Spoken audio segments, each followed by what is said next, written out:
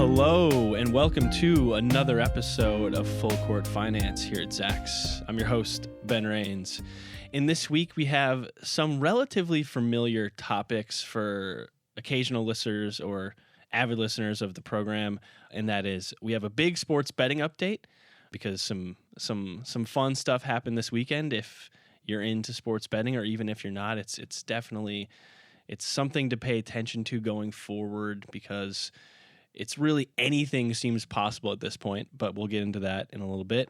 And then last week there was a pretty significant announcement involving esports that really exemplifies where TV and live entertainment is headed and just how much money and effort is going into just trying to figure out what these companies can do to get people to watch things live. But before we get into any of that, I want to just say that if you ever have any questions or episode suggestions, please feel free to shoot us an email over at podcast@zax.com because we always appreciate any feedback. But now I want to start with an NFL-related topic because the NFL's in the air. It's the biggest sport in the United States. The World Cup just ended, so even though sports fans don't care about the World Cup, the biggest sport in America is coming back really soon. And what does that have to do with sports betting? That's because it's the biggest sport to bet on in the United States by far. And this past Saturday night, a sportsbook opened within walking distance of where the New York Football Giants and the Jets play at MetLife Stadium. So FanDuel Group opened a new 5,300 square foot sports book at Meadowlands Racetrack in New Jersey. As I said, it's adjacent to the stadium, which is a 30-minute drive from Manhattan. And it's just really crazy to think that starting this fall, that people will be able to go bet after they're tailgating or while they're tailgating and then just walk right in to see a Jets game or a Giants game. And I think going forward, that might be what becomes the norm at all of these stadiums, whether it's basketball or baseball or soccer or hockey going forward, that there will be some type of sports betting location relatively near a stadium or arena or anything like that. But the relatively big deal is that FanDuel is the first originally online company to open a brick and mortar sportsbook. So that's something that you could see going forward, where when it's trying to be app based, there's also going to be a brick and mortar shop as well. Because for as much as people talk about Amazon taking over the world and everyone's just shopping online, it's still not as big as people think, and people like to go in and have that feeling that they're at a casino or at a sports book. And they're just, especially during the football season when there's only games on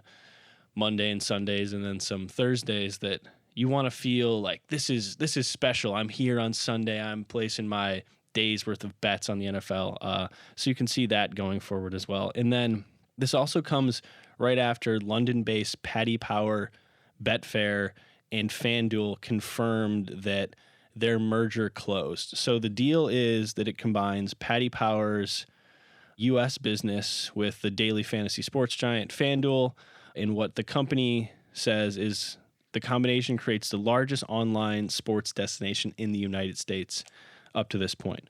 As I said, Paddy Power, Betfair, they're a publicly traded company under PDYPY, and they're one of the biggest sports betting companies in the world. They run online operations and standalone and some TV services for horse racing, and they have 623 Paddy Power betting shops across just the UK and Ireland alone. And then FanDuel also is going to open, or they've partnered, it's not official exactly what it's going to be called or anything like that. They've partnered with the Greenbrier Resort in West Virginia to provide sports betting services. So this is really going to be a new age where you're slowly just seeing more and more sports betting places pop up because, as most people know at this point, sports betting is not officially legal. It's just not illegal to do in states. So it's going to be on a case-by-case basis. But the question is, what is the NFL going to do about this? Because they haven't really endorsed sports betting whatsoever. The first game that you'll have the NFL next to this brand new sportsbook is the Giants play the Cleveland Browns on August 9th at a preseason game. So you'll see kind of if the NFL addresses this issue beforehand, if they say if you're a ticket holder that day, you're not allowed to place a bet. Who knows really what's going to happen? But the new CEO of the newly formed FanDuel group really expects the NFL to be a big part of their business going forward, as you would expect, since the NFL is by far the biggest sport to bet on in the United States. And then we also have some initial numbers out from New Jersey, who just officially opened sports books in June. So the only two states that have done it so far are Delaware and New Jersey after the Supreme Court opened the floodgates in May. And the numbers are pretty big so far. So from June 14th to June 30th, which is the only time we have figures for yet, New Jersey brought in $16.4 million in sports bets, winning about $3.5 million, and that generated about $300,000 in tax revenue in a 2-week stretch when they've only opened a couple sports books. So I think that's a pretty eye-popping number when you think that that's a 2-week stretch when it just opened. The vice president of MGM's race and sports division, who oversees the sportsbook at a hotel casino in Atlantic City, told ESPN recently that, quote, "We haven't seen a drop-off after the first couple of days. It continues to be strong. We're pretty happy with what's going on so far." So that's just the initial, like I said, first couple of weeks. In for reference, in the state of Nevada, where sports betting has been legal for a long time, the most recent numbers that were in were for May, and Nevada sportsbooks won $15.8 million, and that's how much they won on $239 million wagered in just the month of May alone. So you can see that as this expands, which it's expected to do slowly on a state-by-state, case-by-case basis, that there is certainly a lot of money to be made, and you will see companies like FanDuel, who were born online, either continue their online, which is what FanDuel really wants to do as well. They're opening this brick and mortar sports book, but they're also heavily going to push a sports betting app, which they hope to have out by the start of the football season. And that's really where you're going to see this all going forward. It's a lot online, but there's going to then be these sports books at venues or near venues going forward. Who knows? Maybe they're even going to be inside stadiums, which I think you could easily see that happening inside NBA arenas. The sports book, it would encourage fans to show up early, stay late, anything like that, especially on a football game, which is on Sundays. If it doesn't start till night, maybe fans get there early, start drinking beers at the stadium, spending whatever it costs, $12. There's definitely a lot of money to be made. But now I kind of want to transition into a relatively new age concept, kind of like legal sports betting, and that is esports. Because last week Disney announced, along with Activision Blizzard, which is a big gaming company, that they signed a multi-year deal where Disney will broadcast/stream Activision Blizzard's Overwatch League across ESPN, ABC, ESPN2, Disney XD, and then various streaming channels. It started last week with the Overwatch League's postseason, and then it will run through the end of July, and then start again next year for the second season of the Overwatch League. The deal was for an undisclosed amount, and it's said to include or amount to hundreds of hours of live coverage and highlights, some of which will be broadcast in prime time on ESPN. which is pretty crazy. So I have the schedule pulled up right here. So for reference, the first week of this coverage in July will all be on ESPN3, which is their streaming channel, which is not ESPN Plus. So it's all kind of confusing at this point. But then starting on July 20th, the day 2 of the semifinals would be on ESPN News. And then that Saturday night in prime time on ESPN2, you'll be able to watch the third day of the semifinals. And then Friday night, July 27th at 7 p.m. in prime time, day 1 of the finals is on ESPN. I think that's kind of crazy. For a lot of people, they might not even know what esports is. That's literally professional video gaming where people are playing video games in a uniform. There's people in an arena watching them do it, and then often hundreds of thousands of people watching them play streaming online. It might sound crazy, but it's widely popular, and it's only growing because a lot of people play video games. Probably a lot more people than play actual sports, which you can say whatever you will about that, but it is true. And then you have on Sunday, July 29th, ABC is running like a recap of the finals, which is a big deal. I mean, that's network television. ABC is running esports on a Sunday.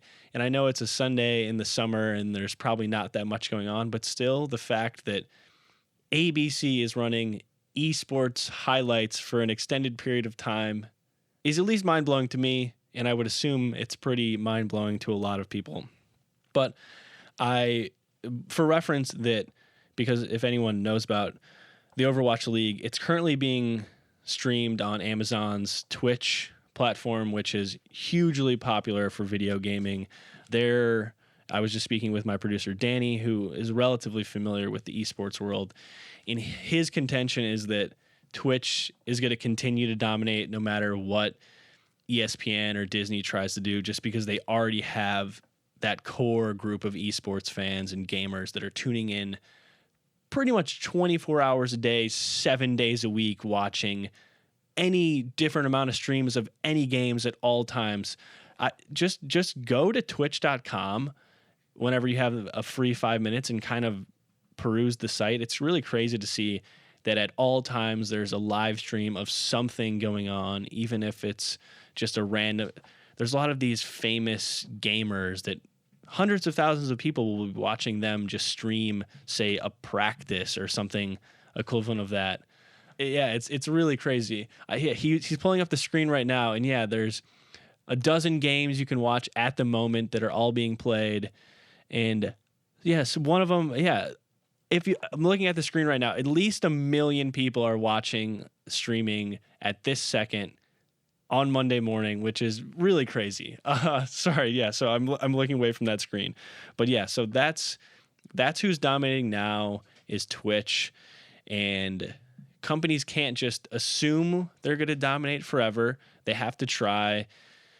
Disney realizes that they need more live content, and this is something I've talked about at nauseum on the show, is that live sports, whether you agree with esports being an actual sport, is what advertisers and marketers are clamoring for, because they just want anything that people want to watch at a specific time and not just whenever they feel like it without commercials.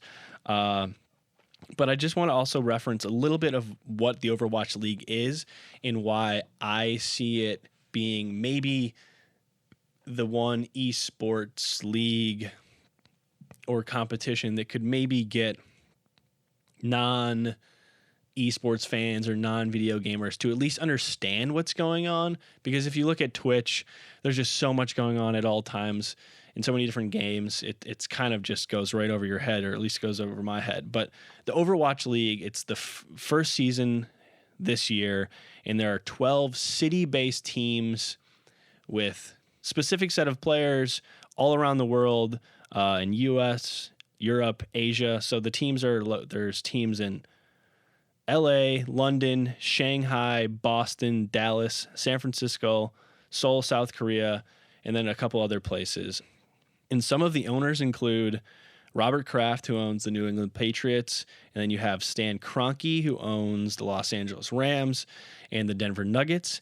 And it's might sound like not that much considering some of these NFL teams and Major League Baseball teams and NBA teams go for billions of dollars, but for the first ever season of this league, it cost $20 million to have a franchise, which is, they're probably thinking this is a great deal. I can buy this for $20 million, and in 10 years, this could be worth a lot more, because there's already talk of more teams joining the league next season, and that the franchise fees would instantly spike up next year. And then they play in a season where there's a regular season and then a postseason and an all-star type of weekend. So that's just more relatable to the average American sports fan. Whereas, like I said, some of the other competitions in other esports leagues might be a little bit more complex, or just way different than what you would call a regular American sport.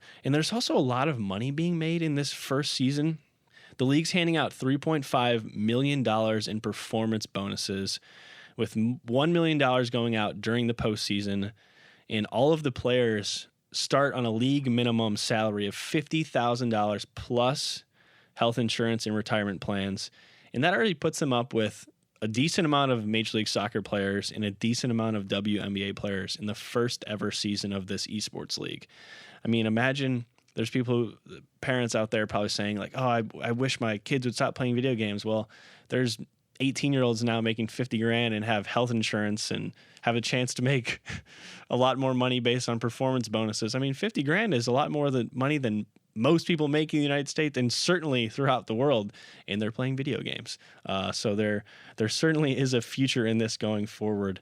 And then just for a little frame of reference for how big esports alone is, the esports economy is expected to total $900 million in 2018, and that's up from just under $700 million in 2017. And this is based on a market research firm Newzoo's big esports and video gaming report from a couple months ago. And then they see esports alone being able to reach $1.5 billion in revenue by 2020. And they expect about 77% of this to be generated directly from marketing, sponsorships, and media rights. So in the first season, you had Intel, T-Mobile, and HP all sponsoring the Overwatch League, which I don't know if I've mentioned it so far. It started in December, and it's going to end in August with an all-star weekend type